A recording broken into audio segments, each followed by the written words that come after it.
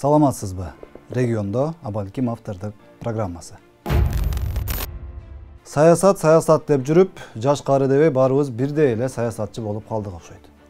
Кыргыз саясатында кимдин ким экенин кыргыз эли 30 жылдан бери эле баамдап байкап, өз баасын берип, татыктуусун татыктуудай, татыксызын татыксыздай эле көрүп калышы керек эле. Бирок саясатчылар ушундай бир кишилер болот экен. Мисалы кыргыз саясатчыларын айтсак, эбак эле кыргыз элинин ичинде өзүнүн саясатчы катары эле эмес, жөн эле адам катары дагы өзүнүн ордун, кадырын, сыйын эбак кетирип, жоготуп бүткөнүн такыр мойнуна алгысы келбей тура. 1 жыл эмес, 2 жыл эмес, толук 30 жылдан бери кыргыз саясатында чоң бийликке ээ болуп келген кишилердин бүгүн деле жандалбастап Кыргызстандын тагдырын чечемин деп күйүп-бышып жатканын карап туруп, иренжибей койбойсуң. Бул 30 жыл аралыгында кайра депутат болуп, президент, министр болуп, президенттердин эң таасирдүү кишилери болуп, губернатор, спикер дегеле койчу кандай гана кызматтарда отурушпады эле. Колдорунан кандай иштер келди дагы, эмнелерди кыйратып, кимдерди жыргатып салганын кыргызстандыктар өз көзүбүз менен көрдүк да. Андан эле бүгүн сүйлөшсө тилдеринен чаң чыгарып, антиш керек, мынтиш керек, андай кылса жакшы болот, мындай кылса жаман болот деп, тим эле акылдуу, чыгаан болуп чыга келишкенин карап туруп, жумшак айтканда күлкүң келет. Ушунча жылдан бери бийликте жүрүп, эгер кокус бийликке элешпей калса дароо оппозиция боло калып, элди көчөгө топтоп чыгып, кулактарын жалган жашык менен кызытып, окко салып берип, улут аралык жаңжалдарды чыгарып, кыргыз элин отко салып бергендер да ушул эле бүгүн акылдуу болуп сүйлөп аткандар эмес беле. 2005 жылы бүт жамандыктын баарын Акаевка илип кутулушту. 2010 жылы болсо бүт арам иштин баарын Бакиевке илип кутулушту. 2017 жылы болсо күнөөнүн баарын Атамбаевке илишти. Андан кийинки иштин баарын Жээнбековго илишип, деги эч кимди жакшы дебей коюшту.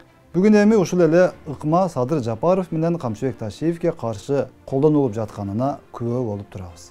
Карапайым элибиздин арасындагы орой сөз менен айтканда, же булар тоюп өлбөдү, же кыргыз элин тынч койбоду. Эл деген эл экен.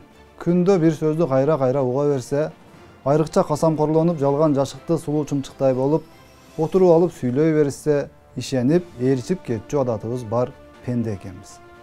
Бирок бул биздин карт бөрүдөй болгон саясатчыларыбыз өздөрүнүн кадыр баркы нөлгө түшүп, аларды көргөндө элдин көңүлү айланып, кускусу келип калганын өздөрү дагы жакшы түшүнүп, акыркы жылдары жаңы бир ыкмага өтүп алышканы байкалды.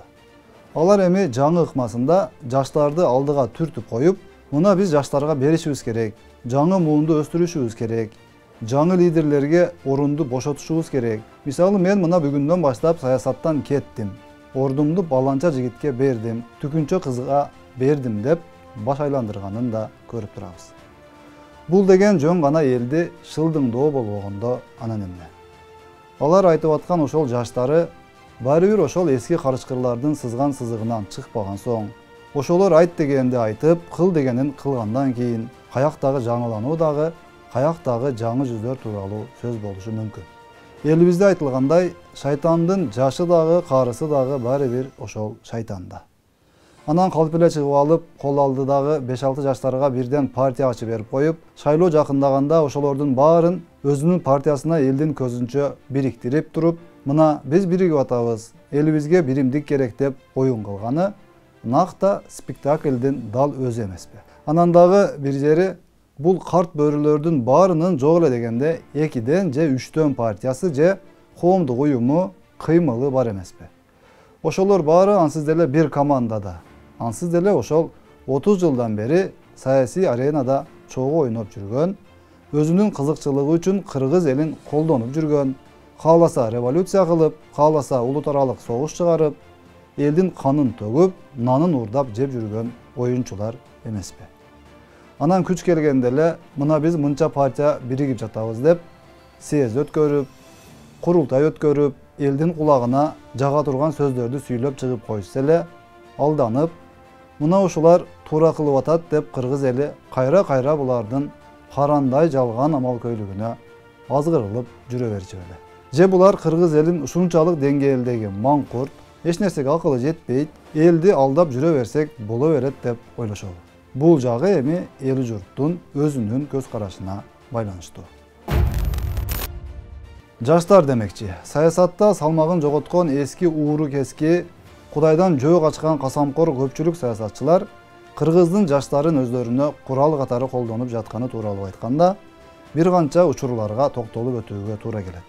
Жаштарыбыз деле Кыргызстаныбызды мындайча айтканда реанимацияда өмүр менен өлүмдүн күрөшүндө жаткан адамдай акыбалга алып келип койгон, ошол биздин тырмакча ичиндеги урматтуу, дасыккан, өтө тажрыйбалуу, өтө сабаттуу, эл уулу деп өздөрүн атап алган саясатчыларыбызды сүйүп, көзүнүн карасы менен кош айланайын деген ою жок. Албетте, бул негизинен алып караганда, анан чыныгы патриот, кыргыз элин чындап сүйгөн жаштарга тиешелүү алып караганда, жаштарыбызда деле ушул жанатан бери биз айтып аткан карт бөрүлөрдүн колдоосу, алардын батасысыз саясатка аралашып, элге кызмат кылууга дээрлик такыр мүмкүнчүлүгү жок да. Маселе мына ушунда турат. Анткени ошол эски саясатчылар Кыргызстанды, кыргыз саясатын, деги эле кыргыз мамлекетин толугу менен өздөрүнө менчиктеп алышкан. Болгону 200-300дөй гана үй бүлө каалаган адамдар чоң мамлекеттик кызматтарга бара алышат. Депутат боло алышат, саясатка аралаша алышат деген кадимкидей мыйзам жашап келген. Мына ошондуктан жаштардан ким саясатчы боломун, депутат боломун же чоң жеке ишкер боломун десе, сөзсүз түрдө ошол 200-300 үй бүлө менен кандайдыр бир командага кошулушу, ошолордун айтканын кылышы, ошолордун сызган сызыгы менен жашашы керек болуп келген. Көпчүлүк жаштар аргасыз ошол жазылбаган мыйзамдын талаптарын аткарып, эл эбак жүзүн көргүсү келбей калган эски саясатчылардын колунда жүрүшөт. Анан эми алар каалаган учурда бул жаштардын оозун пайдаланып, каалаган сөзүн сүйлөтүп, өзүнүн саясий оюну үчүн пайдаланып келе жатышат. Мисалы кече жакында кылмыш иштери менен сурактарды бере баштаган, айрымдары абакка кесилген жаштарыбыз дал ушул эски саясатчылардын кесепетин тартып жатканы чын да. Эскилер мыйыгынан күлүп, калп эле камерага чыгып, жалындуу сөздөрүн сүйлөп койгону менен алардын жашоосу жыргал. Үйүндө, ысык төшөктө, ысык чайы менен, ысык тамагы менен, балдары, неберелери менен жыргал жашоосун кечире берет. Алардын ширин сөздөрүнө азгырылган жаштарыбыз күнү түнү тытынып иштеп, чуркап, алардын сөзүн сүйлөймүн деп, эли журтка жаман көрүнүп, каргыштарын угуп, камалып, соттолуп, же үй бүлөдөн кабар жок, же башкадан кабар жок болуп, өмүрүн өткөрүп жүрө беришет. Булардын ордуна тиги карт бөрү саясатчылар кайра башка жаштарды азгырып, колдонуп, жыргап жашап жүрө беришет. Бул жашоонун чындыгы.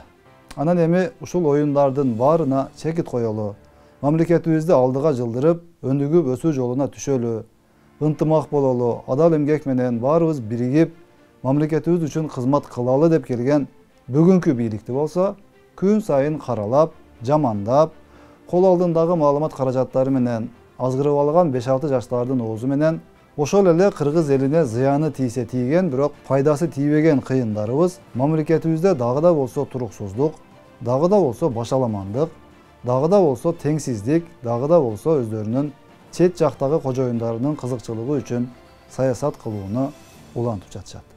Арга жок. Бул жашоонун мыйзамы ушундай тура.